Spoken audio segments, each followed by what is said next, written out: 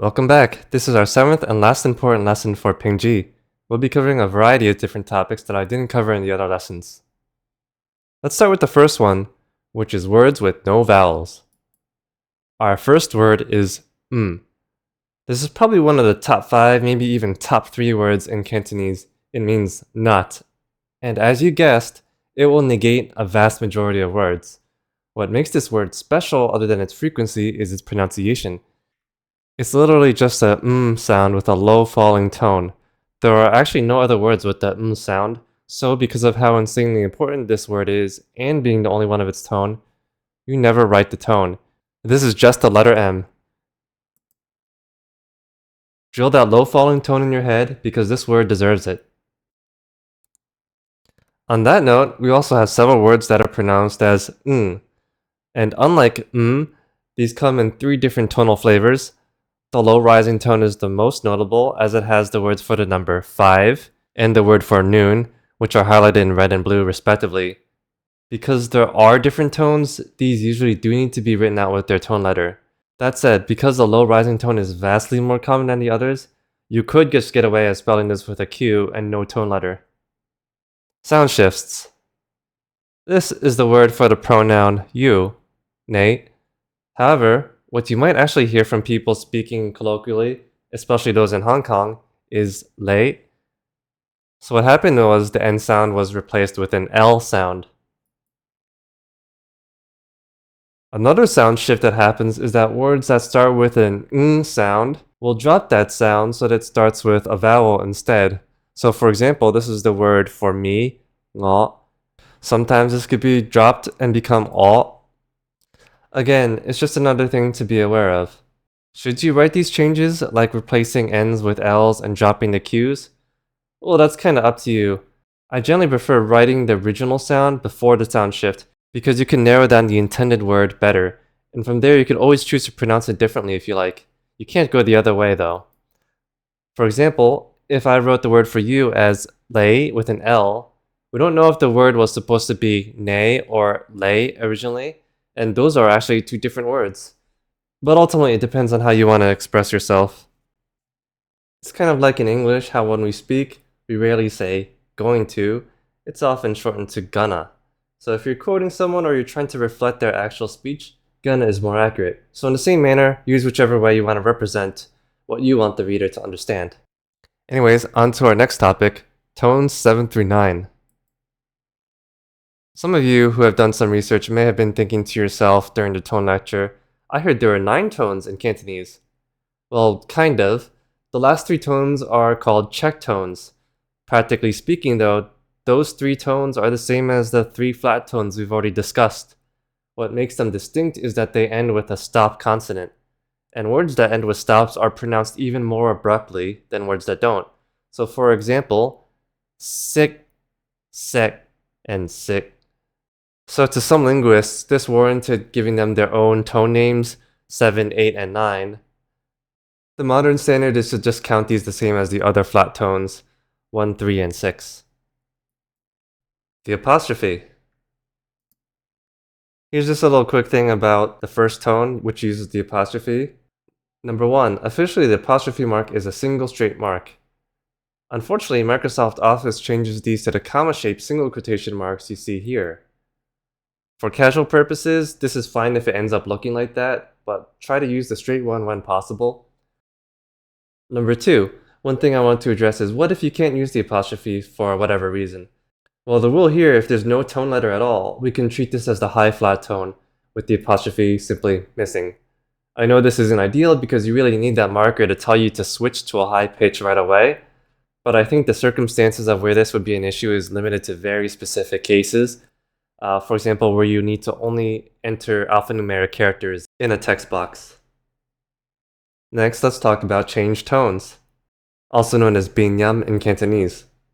And basically what happens is that a word may change its tone based on grammar, context, or emphasis. Remember these words from last lecture?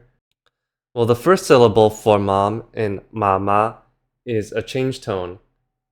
You notice that the word for mother is written with 2 of the same character, ma, and in the dictionary that's a high flat tone.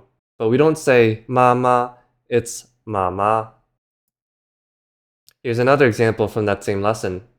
When you want to talk about the word for fish by itself, it's yu. But with some words, for example, yu tao, meaning fish head, the tone changed to a falling tone instead. So how do we write this? In Pingji, you should just write the tone that actually matches the way you'd say it in its given context. But also, you need to link the words together. In this case, I use a hyphen, which brings us to our next topic, compounding words. So in this part, I want to talk about combining or compounding words.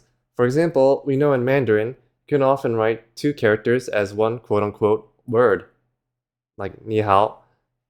And in Pinyin, when combining the word can cause some confusion, you use the apostrophe. For example, Xi'an gets an apostrophe to separate itself from Xian, which are completely different things. Xi'an is two different words put together, but Xian is one single word. So that works great for Pinyin, but in Pingji, we have some problems. Well, one, while Mandarin words could only end with N or NG, or just a vowel, there are a lot of letters a word can end with in Pingji, so writing characters as one big word can confuse things. For example, in the word ha gao, even though you know that the first part is first tone, you may have to do a double take to make sure that the G in the middle is not a low flat tone, like ha ao. It's much easier to read separated, using a space like this. That said, if the second part of a combined word is a first tone that uses an apostrophe, then by all means feel free to combine because it's obvious. Otherwise, hyphens work really well. For anything that doesn't use the apostrophe, this is the safest way to combine words and should generally be your standard way of forming single words to avoid ambiguous readings. Also, when I was discussing change tones, any word that changes its tone as part of another word must be written as one word in Pingji, either with a hyphen or just written as one whole word. Otherwise, in all other cases, feel free to write multi-character words as a single word when it feels right. Also, a good rule of thumb, if the second word you're compounding starts with a letter that can act as a tone letter, then just use a hyphen. So that would be these 7 guys. So once again, going back to these words for mother and paternal grandmother, because of the changed tone, ma has to be written as one word, which I've done like so. This is almost automatic because the second part has an apostrophe. Now for ma. I left the hyphen out because it's more obvious here that the S is a tone letter, since the M after it must be the start of a new word. This brings us to our last spelling rule for tones, which is going back to the first tone. So if you do decide to compound a word, then you don't need to use the special rule where you put an H after the letters W, S, C, and Z, because we could simply just do things more efficiently in this case by adding an apostrophe. So here are 2 examples. I have the words Taiwan, which means Taiwan, and EC, which means meaning. So if you write these as one word, then I prefer you to write them like this, using an apostrophe. Again, that's just because Pingji is all about efficiency. And remember, this only applies when the second word can use an apostrophe. If it's the first part of the word, then this doesn't apply. You have to spell them using the normal rules, which includes using the letter H. Alright, shifting gears from tones, we're going to talk about some extra optional letters. Remember how Pingji is all about efficiency with letters, right? Well, here are 3 doubled letters that we can potentially simplify. The downside is we're going to need some non-standard letters to do so, so what I'm about to show you is purely optional. But the idea is quite simple. We're going to substitute those letters with these letters with 2 dots on them. Remember these letters when we were talking about vowels? They're from German, and those 2 dots are called umlauts. In German, you can use those exact 3 letters written out here. But if you can't type an umlauted letter for whatever reason, then it's completely okay to write them as AE, UE, or OE. The umlaut actually came about as a shorthand for those letter combinations. We'll do the same thing here, except the umlaut represents a doubled letter. 2 dots meaning 2 of that letter. Pretty simple, right? Here's an example here. You can see that it's just shorter. The next question you might ask is, how would you even get those characters? Well, since I kept mentioning they were in German, you can simply use a German keyboard. That is to say, if you really like using these letters, simply install a German keyboard on your phone or computer and use that for typing Pingji. It's really easy to do. So just to illustrate how it looks, here's a poem I used in my older video. You can see the double letters at the title and in the first line. And now using the umlauts. Let me know what you prefer. And as a bonus, your practice for today is to read this poem. The next part is purely for the sake of completion, how to deal with quotation marks. Thanks to the tonal system, Pingji often uses apostrophe at the start of words. Unfortunately, this could get very messy to read with standard English quotation marks, as you can see here, making this an extremely awkward situation if you do want to put things in quotes. But in case you didn't know, quotation marks are not universal. Many languages have their own sets of quotation marks, including Chinese. Here are some examples of quotation marks used in multiple European countries. The German ones are perfect because they don't have anything that interferes with the starting apostrophe.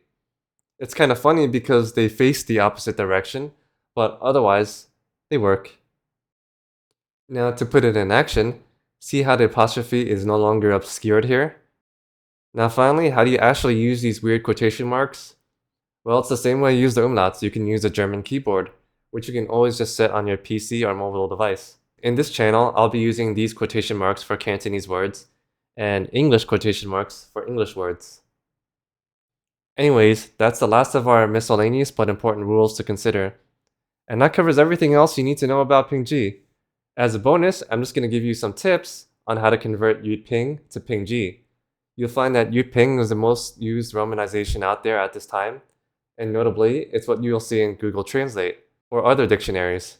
So if you want to convert, this is basically what you need to do. This table shows you all the spelling changes if you're going from Yutping to Pingji. The consonants are pretty similar, so there are only two changes there. Whenever you see a J in Yutping, turn that to a Y in Pingji. Or if you see an NG, turn that to a Q. The finals are quite a bit different, so you can just refer to the chart here. When you see the red asterisk at the bottom, it means that any final consonant or even no final consonant would work. And here's the reverse, going from Pingji to Yutping. Remember that Pingji can also have spelling changes to tones, so you have to remove the tone letter and then apply the Yutping tone number. So as for tones, the two systems are wildly different. Yutping gives you numbers, so you have to remember what each number actually represents in Yutping. From there, just apply the corresponding tone letter rule in Pingji. You can apply the same thing in reverse to go from Pingji to Yutping. This chart from the tone video can help with that. And that's it for the series. Thanks for making it all the way through, and if you have any questions, feel free to drop them in the comments below. Ngoi!